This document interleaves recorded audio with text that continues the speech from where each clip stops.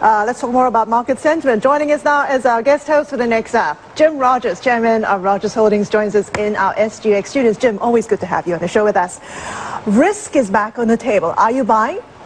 Well, I bought some Japan yesterday and last week, and so I was delighted to see that you pushed it up today. So keep doing it. Keep doing it. We didn't push it up, but what exactly are you buying in Japan? Well, I mean, I bought the index. Mainly, I bought the index, and I bought one little farming-oriented stock. But I do own the yen, and the yen's down today. So you didn't do me any favors today by pushing down the yen. But I own the yen, and I own more Japanese stocks as of this week, last week. It's interesting you say you're buying the yen, because there's all this talk about joining. I'm buying the stocks. Not buying the yen. Okay. I own the yen, though. Okay, you own the yen. Yeah. What sort of forecasts are you making in terms of the supply chains disruption we're seeing over in Japan right now? I mean, clearly the nuclear situation is still not over. We are watching developments. Automakers, the chip makers, they're still feeling some delays when it comes to production. Are you worried that this could, be something that companies in Japan could be slummed by? No, of course, it's going to cause a slowdown in the Japanese economy. If you get hit by the worst earthquake in 100 years, of course, you get hurt. And it will. Eventually, though, they're going to have to rebuild, or they will rebuild, and it's going to cause a big surge in the Japanese economy and a big surge in demand for many, many things. So I don't think Japan's going to fall off the face of the earth. In the meantime, I own Japan. Did you just jump in, Jim, on a valuation ground? Was it just a trade, you looked at values and decided to look over a course of a time frame, 2 years, that's cheap? Well, Ross, I was actually contemplating buying Japan anyway, and then all of a sudden it got hit with the earthquake, and there's been a collapse. It's been my experience that when there's some kind of exogenous event like this and markets collapse, you're usually better off stepping in and buying. It doesn't always work, but most of the time you wind up looking much better in 6 months to a year, because the world doesn't come to an end and things do survive, especially a country like Japan. It's one of the largest creditor nations in the world. It's not going to disappear. It doesn't always work, but most of the time it does. So it's pure and simple, just experience, buy disaster when you can. Are you buying the market as a whole, Jim, or certain stocks? Well, I mainly bought the index, just because it's easier that way, and I'm lazy and slothful and, pathetic. So I mainly bought the index. I did buy one little agricultural-oriented stock, but mainly the index. If we do get more downside for the Japanese market, would you be buying more, or would you be thinking of holding back your positions a little bit? I mean, how would you see the Japanese market? If it goes down 50%, I'll be trying to survive. But if it goes back down, yes, I hope I'm smart enough to buy more. We don't know how this thing is going to wind up with the nuclear power plant. The market's going through the roof, but the headlines are it's still a disaster.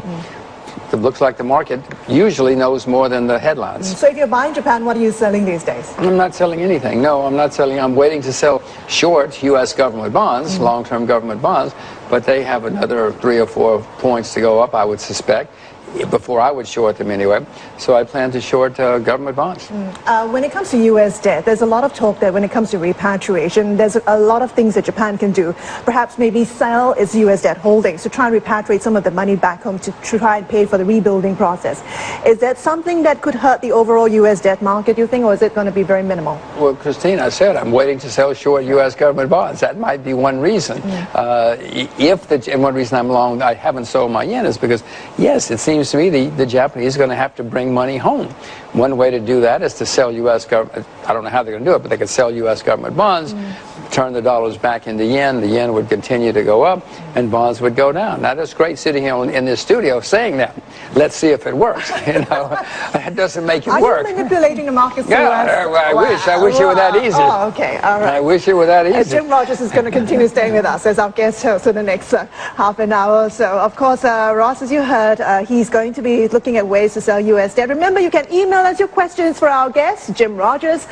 The address worldwide at cnbc.com. I'll be checking that email, Ross, to see if any questions are coming through. Well, we normally generate a few. Now, I'm a bit concerned because Jim normally, he likes to have a big English breakfast when he's here in the morning, but of course it's evening time there. So what have we fed him?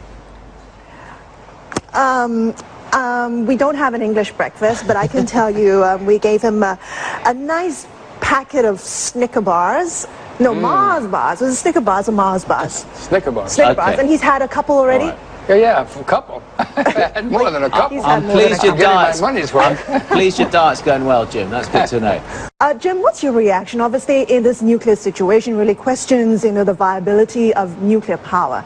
Does that somehow increase the stakes up for investing in alternative energy, like, for instance, natural gas or some of the other fuels? I mean, how would you play this whole changing energy landscape? Well, for a while, it's going to increase the demand for natural gas and oil because nuclear energy is under a cloud, and people are suspicious of it. What I think is going to happen, it's going to be that way for a year or two or 5, but eventually we need nuclear power. We need something to replace oil and gas and coal. We need to replace coal. People are going to come up with much safer nuclear power plants, and then we'll start over again, I would suspect. That's normally the way these things work.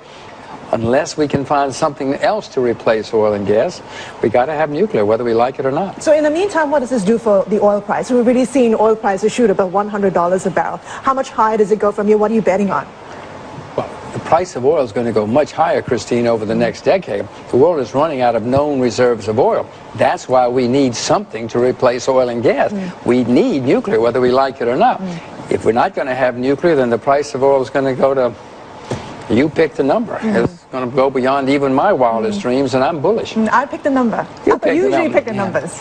Oh, come on, this is CNBC. You're supposed to watch CNBC. You always have people on CNBC. CNBC asks people like you what the number is going to be, and then you tell me the number. Not the people other way around. You don't have people like me. You have, all those people who know. I don't know. I don't know the answer. Okay, Jim Rogers doesn't know where the price of oil is going to be at. So remember, if you have a question for our guest host, Jim Rogers, you know what to do, Ross. Send him our way.